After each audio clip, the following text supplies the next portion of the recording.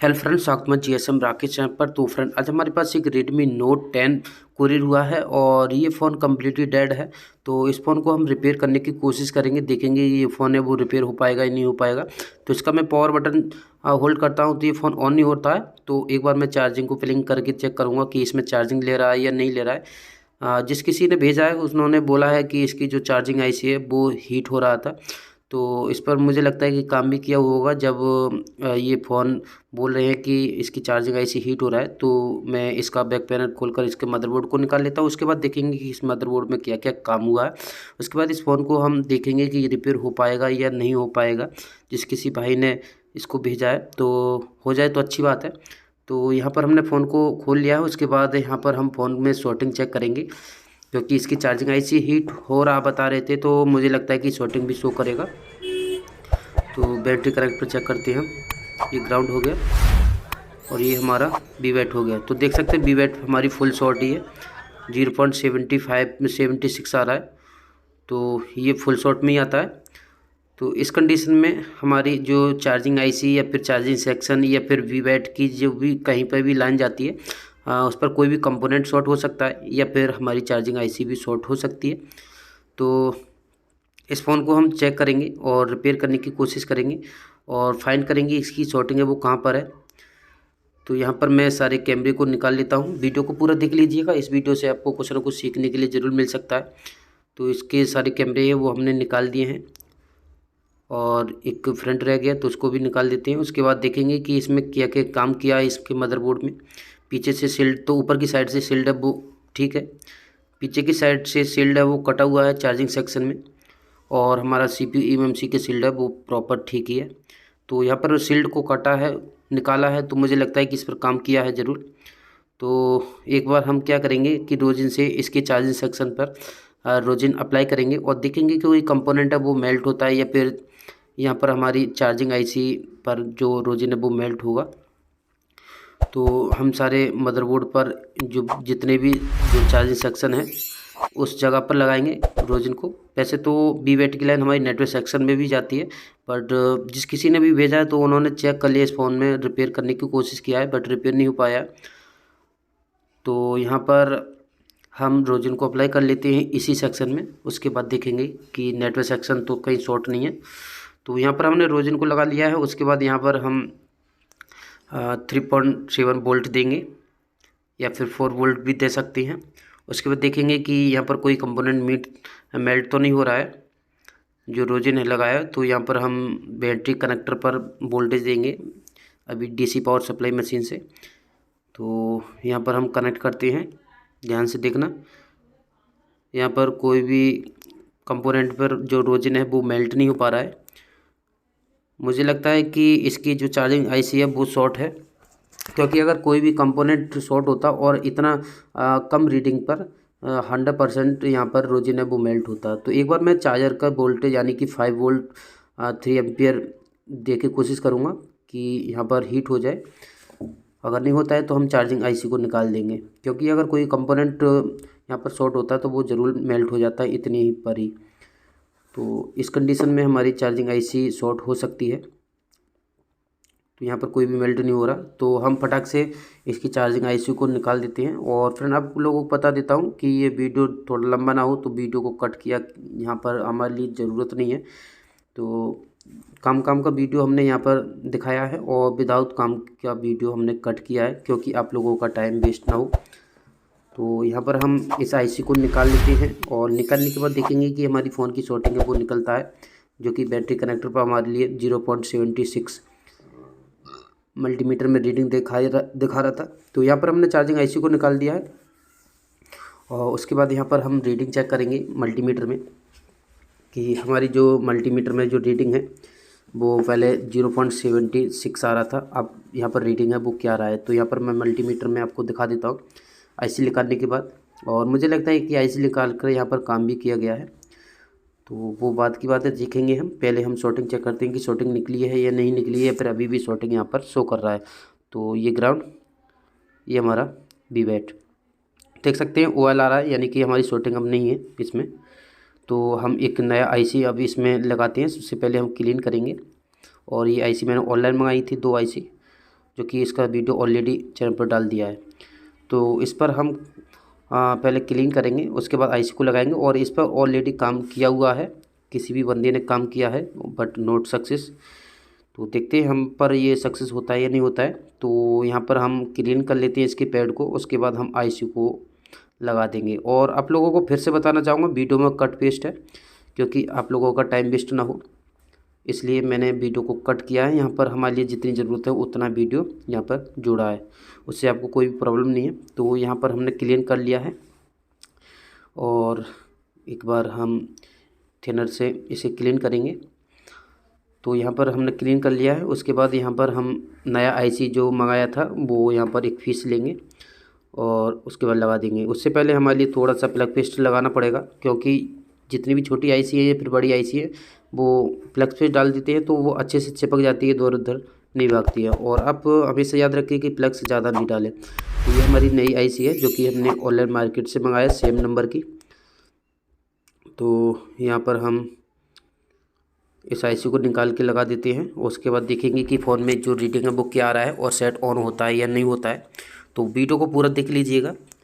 तो यहाँ पर हमने आईसी को निकाल दिया, ये न्यू आईसी है। और उसके बाद यहाँ पर हम आईसी को लगा देंगे।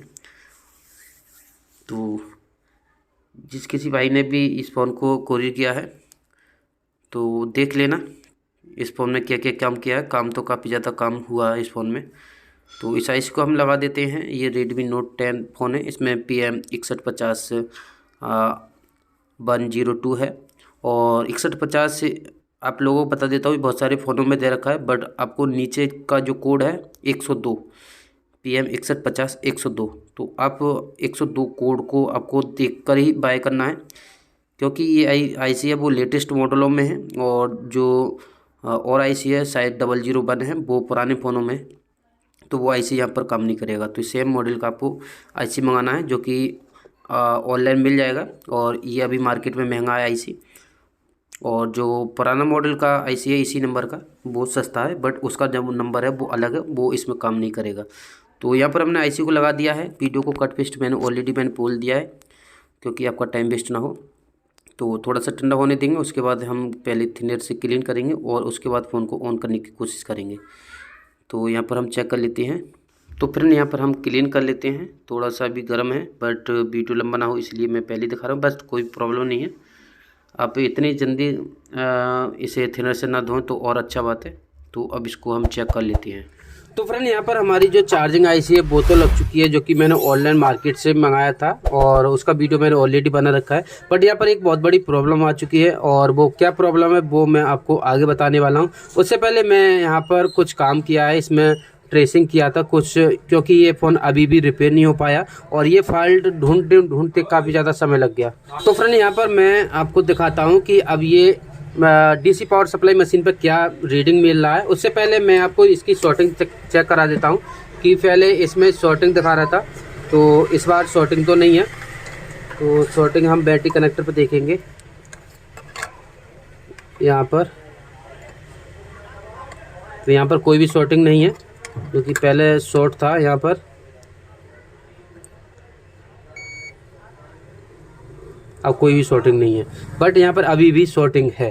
तो एक बार मैं डीसी पावर सप्लाई मशीन पर दिखाऊंगा इसकी जो रीडिंग है वो क्या ले रहा है। तो यहाँ पर मैं इसे लगा देता हूँ, उसके बाद दिखाता हूँ डीसी मशीन में। तो यहाँ पर ध्यान से देखना क्या एम्पीयर लेगा। मैं इसकी पावर बटन को टच करता हूँ और ये देख सकते हैं 300 के करीब ये रेटिंग ले रहा है। पावर बटन छोड़ता हूँ तो ये 0 हो जा रहा है। तो इसकी सेकेंडरी लाइन शॉर्ट है। अब मैं आपको बिटमैप में दिखाता हूँ कि ये लाइन कौन सी शॉर्ट है और ये प्रॉब्लम कहाँ से है। पर मैं बोर्नियो में दिखाता हूँ कि ये कौन सी लाइन है वो शॉर्ट है और इस पर क्या वोल्टेज मिलता है। तो यहाँ पर मैंने Redmi Note 10 का बिटमैप खोल रखा है और हमारी जो लाइन है वो शॉर्ट है। यहाँ पर ये वाला कैप मैं यहाँ पर लाइन चालू करता हूँ, उसके बाद देख सकते हैं ये वाली लाइन है वो हमारी शॉर्ट है और ये हमारी यूएफएस को भी जाता है, देख सकते हैं। और इसकी वोल्टेज की बात करें तो यहाँ पर देख सकते हैं वीरेज L10A 1.8 की लाइन है, जो कि हमारी सीपीयू को भी जाता है। सीपीयू में बहुत जगह पर जाता है और कुछ कंपोनेंट पे भी जाता है। और ये हमारा PM6150 ये वाली फर्स्ट पावर से यानी कि चार्जिंग आईसी से निकलता है। तो मुझे लगता है कि ये यूएफएस शॉर्ट होने के कारण ये आईसी शॉर्ट हुआ। तो ये कैसे हुआ वो मैं कह नहीं सकता, बाकी का आप देख सकते हैं। ये हमारा फर्स्ट पावर से निकलता है 1.8 जो कि हमारे सीपीयू और यूएफएस को जाता है, और पावर आईसी में नहीं जाता है क्योंकि पावर आईसी का बिल्कुल अलग है सिस्टम। ये 1.8 का बोल्ट है, वो इस पावर आईसी से नहीं दिया है। तो देख सकते हैं ये प्रॉब्लम हमारी यूएफएस से निकला है। तो आप मदरबोर्ड की तरफ मैं आपको बताता हूँ इसमें जो शॉर्टिंग है वो कहाँ पर है, और शॉर्टिंग में निकाल के भी दिखाऊंगा। और ये कोरियर किया हुआ फ़ोन है, तो जिस बंदे ने भेजा है तो उसको भी तो पता चले कि ये फ़ोन क्यों रिपेयर नहीं हो पा रहा और ये प्रॉब्लम क्यों रिपेयर नहीं हो पाएगी, तो वो भी उनको पता चले। तो यहाँ पर जो प्रॉब्लम है वो हमारा यूएफएस में है।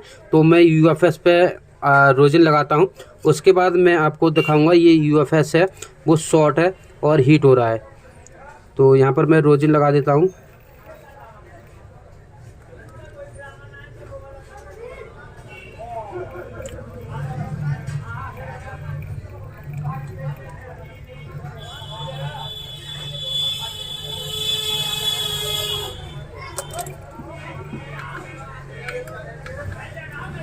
तो यहाँ पर मैंने रोजन को लगा दिया। उसके बाद यहाँ पर जो 1.8 शॉर्ट किलर से मैं वोल्टेज दूंगा, एक ग्राउंड कर दूंगा, और एक हमारा जो 1.8 है वो हमारा यहाँ पर फर्स्ट पावर यानी कि चार्जिंग आईसी पर यहाँ पर आ रहा था, स्कीमेटिक में मैंने दिखाया था।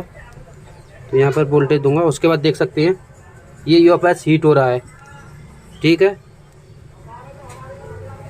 ये हीट हो रहा है। तो इसको यूएफएस निकालेंगे, उसके बाद देखेंगे कि ये क्या रीडिंग ले रहा है, और देखते हैं कोशिश करके। तब भी अगर ये बनता है तो ठीक है, इसकी शॉर्ट किलर से यूएफएस को वोल्टेज दे के देखेंगे, क्योंकि ये ख़त्म तो है ही, यूएफएस चेंज नहीं होगा, ये ख़त्म तो है ही। तब भी हम कोशिश करके देखेंगे एक बार कि रिपेयर हो जाए तो अच्छी बात है। तो मैं एक बार यूएफएस निकाल देता हूँ।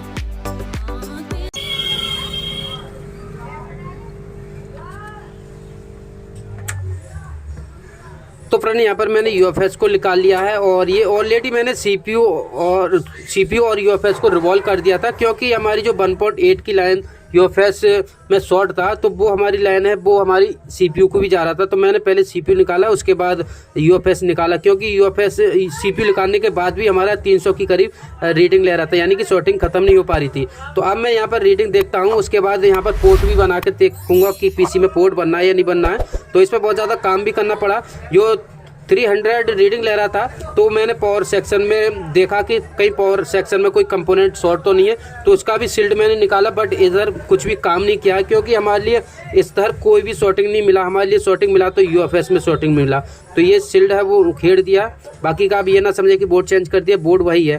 तो यहाँ पर मैं अब आपको डीसी मशीन में इसका एम्पियर कंज्यूम कितना कर रहा है वो आपको दिखाता हूँ।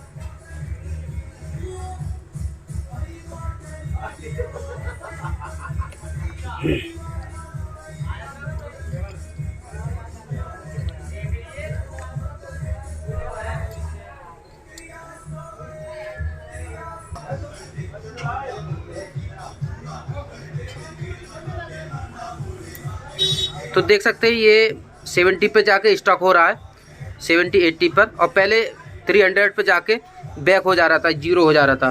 तो यहाँ पर एक बार मैं फिर से एक बार पावर सप्लाई को ऑफ करके एक बार फिर से देखता हूँ क्या रीडिंग लेगा। तो यहाँ पर मैं फिर से चेक करता हूँ इसमें।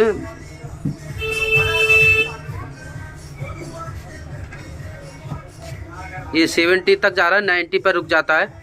तो ये हमारी अब स्टोरेज आईसी का प्रॉब्लम है, देख सकते हैं यहाँ पर स्टोरेज आईसी का प्रॉब्लम है अब।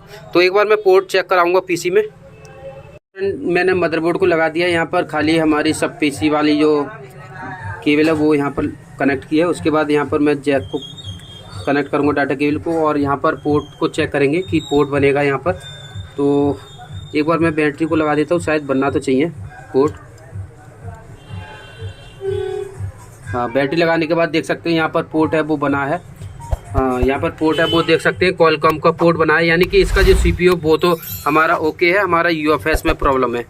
तो देख सकते हैं पोर्ट हमारा बन चुका है यहाँ पर।